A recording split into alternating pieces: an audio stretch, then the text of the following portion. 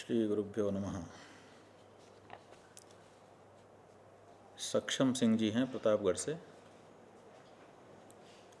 सक्षम सिंह जी, आपका प्रश्न है कि रावण तो ऋषि पुत्र था, फिर वह राक्षस कैसे हो गया।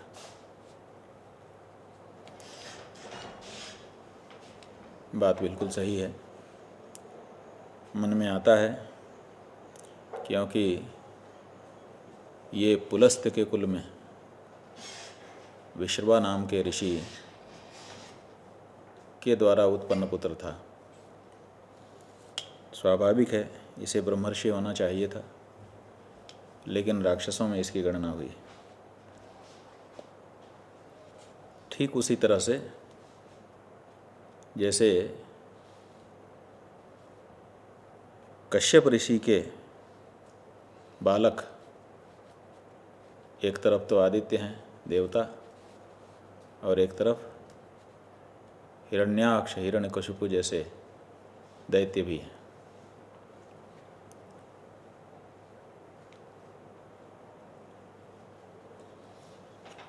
ये पुराणों में उल्लेख मिलता है कि उत्तम कुल प्रसूत होने पर भी ये दैत्य अथवा राक्षस बने, क्योंकि इनका गर्भाधान संस्कार समय सही नहीं था।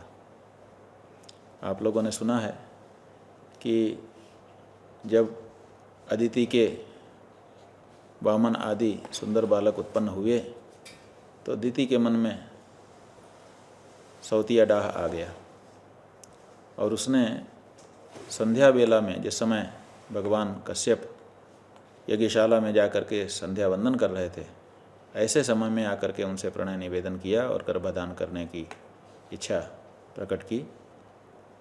कश्यप ऋषि ने कहा कि ये समय उचित नहीं है, ये संध्या वंदन का समय है, लेकिन दिति नहीं मानी, और उस समय हुए गर्भाधान का परिणाम यह हुआ कि पुत्र तो दो उत्पन्न हुए, लेकिन दोनों भयंकर दैत्य निकले, हिरण्याक्ष भी और हिरण्यकशिपु भी। कथा सर्वविदित है, इसलिए उसको हम नहीं कहेंगे। जैसे संध्या वेला में गर्भाधान करने के कारण कश्यप ऋषि के पुत्र दैत्य हो गए थे, उसी तरह से ये जो विश्रवा नाम के पुत्र हैं, इनके पुत्र भी रावण कुंभकर्ण राक्षस बन गए थे।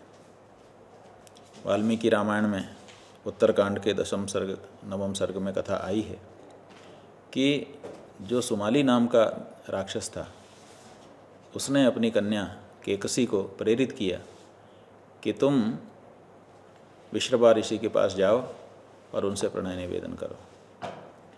और जिस समय विश्रवा जी संध्या वंदन के लिए सायंकाल बैठे हुए थे, उसी समय केकसी आ गई, और केकसी ने आकर के उनसे प्रणय निवेदन कर दिया।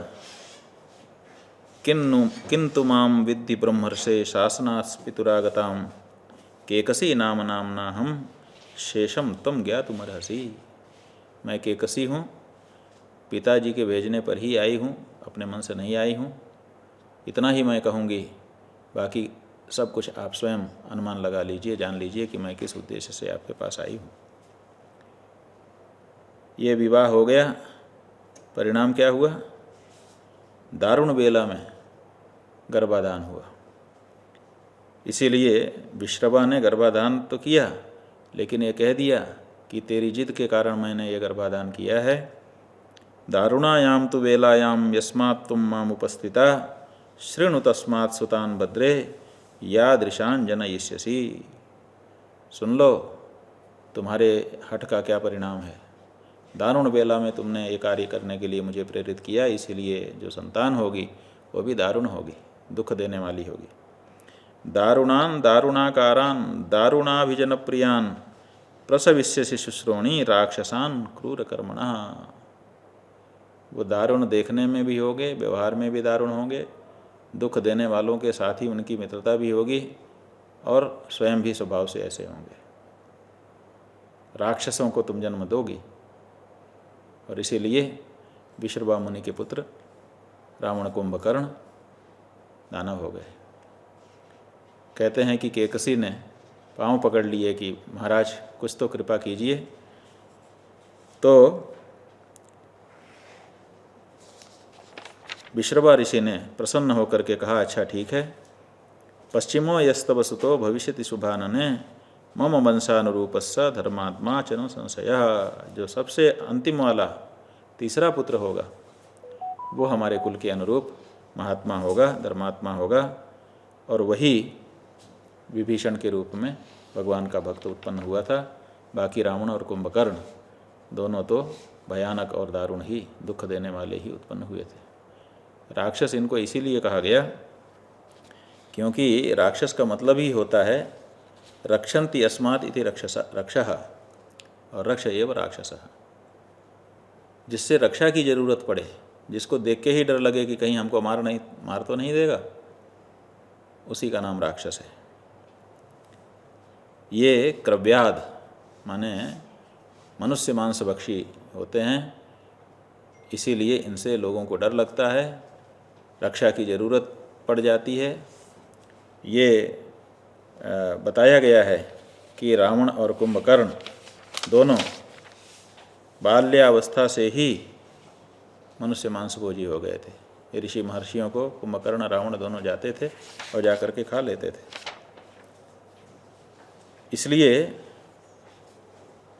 इनको राक्षस संज्ञा प्राप्त हुई है। मत्स्य पुराण में वर्णन आया है कि राक्षस उत्पन्न हुए ये भी कश्यप ऋषि से। कश्यप ऋषि की जो 13 पत्नियां थीं, उन्हीं में से एक क्रोधवशा नाम की पत्नी थी, जिससे राक्षस उत्पन्न हुए। रक्षो गणम क्रोधवशा स्वनामानम अजीजनत, और उनकी संख्या नियुत अर्थात 1 लाख की थी। बाद में भीम ने उनको कम किया था। अन्यत्र अग्नि पुराण में वर्णन आया है कि ब्रह्मा जी तरह तरह की सृष्टि रच रहे थे, उसी समय उन्होंने राक्षस की भी सृष्टि की। राक्षसों ने आविर्भूत होते ही ब्रह्मा जी को ही खाने के लिए दौड़ा लिया कि इन्हीं को मार करके खा जाएंगे। तब ब्रह्मा जी भागे, रक्षा करो ऐसा चिल्लाते हुए। नैवं भो रक्षताम एष तैरुक्तम राक्षसा तुते, जिनके कारण रक्षा करो ऐसा ब्रह्मा जी को कहना पड़ गया, उनको राक्षस नाम की संज्ञा प्राप्त हुई। तो ये जो ऋषि पुत्र हैं बिल्कुल ऋषि पुत्र होते, लेकिन काल का विचार नहीं किया गया। इसीलिए हमारे यहाँ समय का विचार प्रारंभ से चलता आया है। हमारे यहाँ ज्योतिष शास्त्र इसीलिए प्रवृत्त हुआ है कि सही समय देख करके सही काम किए जाएं। हर कार्य के लिए एक मुहूर्त निश्चित है, और ऐसे ही उत्तम मुहूर्तों में ही उत्तम कार्य संपन्न होते हैं। अगर सही समय का विचार नहीं किया गया तो ऋषि के यहाँ भी राक्षस उत्पन्न हो सकता है, जैसा कि विश्रवा के यहाँ रावण कुंभकर्ण आदि की उत्पत्ति देखी जाती है। आपने पूछा कि ऋषि पुत्र होकर के भी राक्षस कैसे हो गए, तो उसका उत्तर यही है कि गर्भाधान का समय सही नहीं था, इसीलिए दारुण वेला में इनका गर्भाधान हुआ, इसीलिए ये दारुण स्वभाव के हो गए। बेंगलोर से गुरु प्रसाद जी हैं, कह रहे हैं क्या भोजन करते समय मौन रहना जरूरी है? गुरु प्रसाद जी, जरूरी का मतलब ये है कि शास्त्र यही आज्ञा देते हैं। अगर आप शास्त्रों को मान करके तदनुसार जीवन यापन करना चाहते हैं तो शास्त्र की तो यही आज्ञा है कि भोजन के समय मौन रहना चाहिए। और केवल भोजन के समय नहीं, आपको हम बता देना चाहेंगे कि स्मृतियों में ऐसे वचन मिलते हैं जहाँ पर अनेक कार्यों में मौन रहने की सलाह दी गई है, विधि बताई गई है। अत्रि संहिता में लिखा हुआ है, पुरीशे मैथुने होमे प्रश्रावे दंतधावने स्नान भोजन जप्येषु सदा मौनम समाचरेत। पुरीशे माने शौच करते समय, मैथुने माने मैथुन करते समय, होमे माने आहुतियाँ देते समय, प्रश्रावे लघुशंका जाते समय, दंतधावने दांत मांजते समय, स्नान करते समय, भोजन करते समय और जप करते समय सदा मौनम समाचरेत। किसी एक दिन नहीं, जब जब ये करे तब तब मौन का आलंबन लेना चाहिए, इस बीच में बोलना नहीं चाहिए। तो शास्त्र की आज्ञा तो यही है। शास्त्र के अनुसार अगर आप जीवन आगे बढ़ाना चाहते हैं तो इन कार्यों में मौन रहना चाहिए। वैज्ञानिक लोग भी बताते हैं कि इस समय ना बोलना ही श्रेयस्कर होता है। विवेक सैनी जी हैं,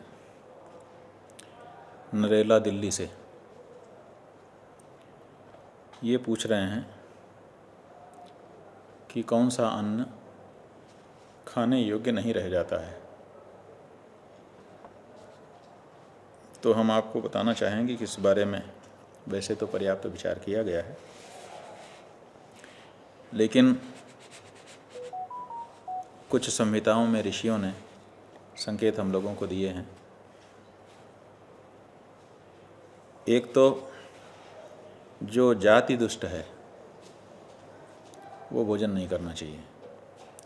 जाति दुष्ट का मतलब है स्वभाव से ही जिसमें दोष हो, जैसे लहसुन, प्याज, ये जाति दुष्ट हैं, पहले से ही दुर्गंध इनमें भरी हुई है, तो इनको नहीं खाना चाहिए। इसी तरह से जो क्रिया दुष्ट हैं, किसी क्रिया विशेष के द्वारा जिनमें दोष आ गया है, ऐसा भोजन भी छोड़ देना चाहिए, नहीं करना चाहिए।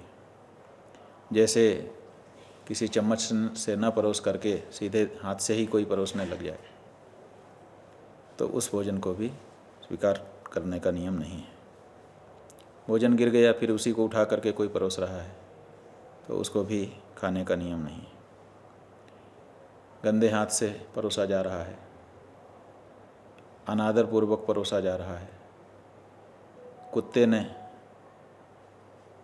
निषिद्ध व्यक्ति ने उस भोजन को देख लिया है, तब भी उस भोजन को नहीं करना चाहिए।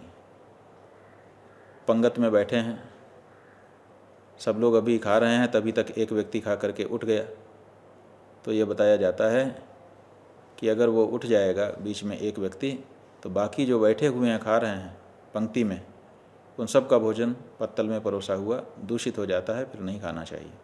इसलिए पंगत में खाने वाले जो लोग हैं उनको पता है कि सब लोग एक साथ उठेंगे, बीच में कोई नहीं उठ सकता है। जो लोग इन नियमों को नहीं जानते हैं वही लोग पंगत में बैठ के खाते हैं और बीच में उठ करके चले जाते हैं। लेकिन अगर एक भी व्यक्ति पंगत से बीच में उठ गया तो सब की पत्तल का भोजन निषिद्ध हो जाता है, खाने योग्य नहीं रह जाता है। इसलिए खा करके भी बैठे रहना चाहिए। जब सब का खाना हो जाए तब एक दूसरे की ओर देख करके सबकी सहमति से सब एक साथ उठते हैं। यही पंक्ति की परंपरा है। तो ये क्रियादुष्ट भोजन होता है, क्रियादुष्ट भोजन भी नहीं करना चाहिए। इसी तरह से कालदुष्ट भोजन के बारे में भी बताया गया है। कालदुष्ट भोजन भी नहीं करना चाहिए। कालदुष्ट का मतलब है जो बासी हो गया है, लंबे समय से बना करके रखा गया है, ग्रहण काल में जिसको पकाया गया है। और इसी तरह से जैसे गाय आदि पशु हैं, ये जब बच्चा जनते हैं तो कुछ दिन तक इनका दूध उपयोग लायक नहीं रहता है, ये भी कालदुष्ट के अंतर्गत आएगा। इसी तरह से संसर्ग दुष्ट है।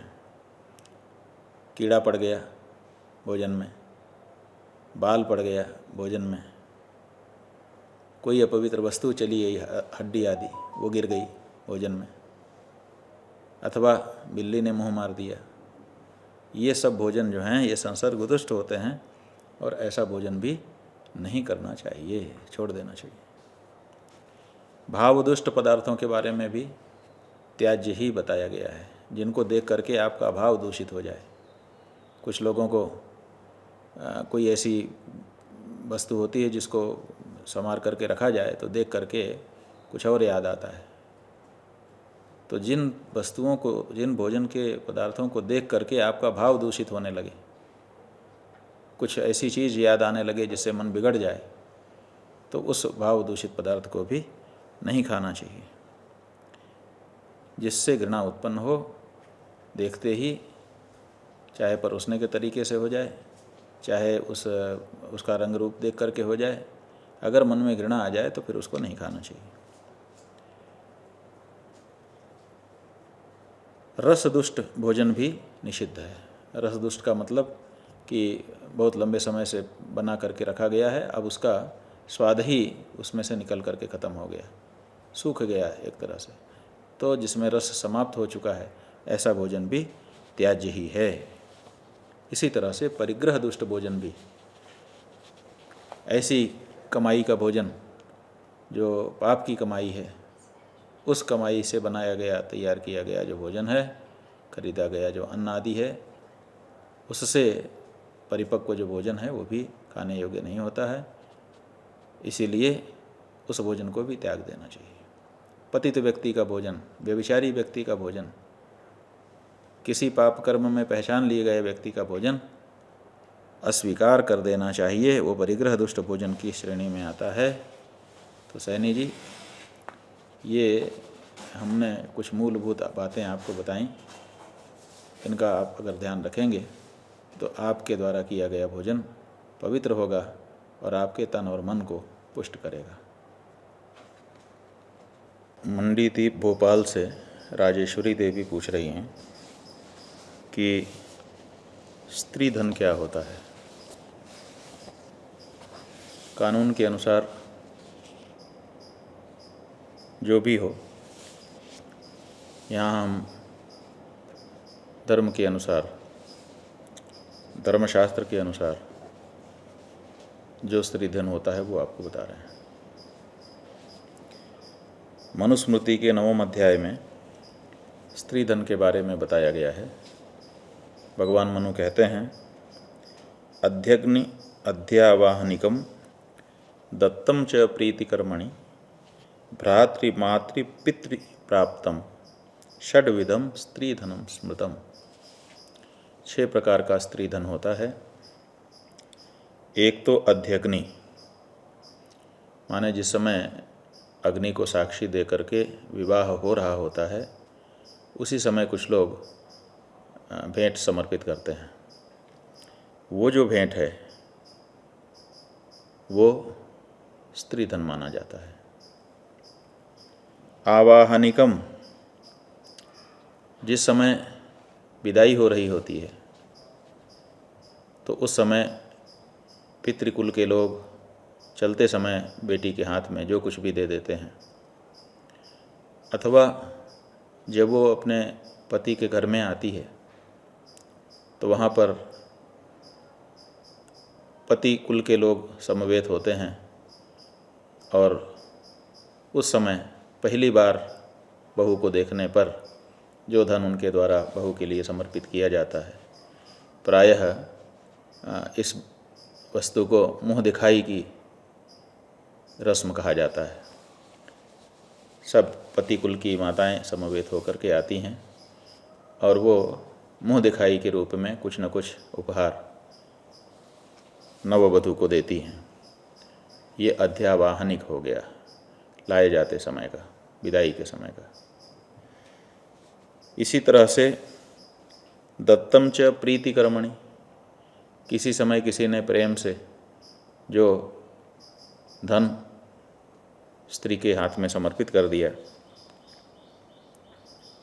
पति आदि जो कुटुंबीजन हैं उनके द्वारा, वो धन भी उसका व्यक्तिगत होता है, उस पर किसी और का अधिकार नहीं होता है और इसीलिए उसको भी स्त्री धन की श्रेणी में रखा गया है।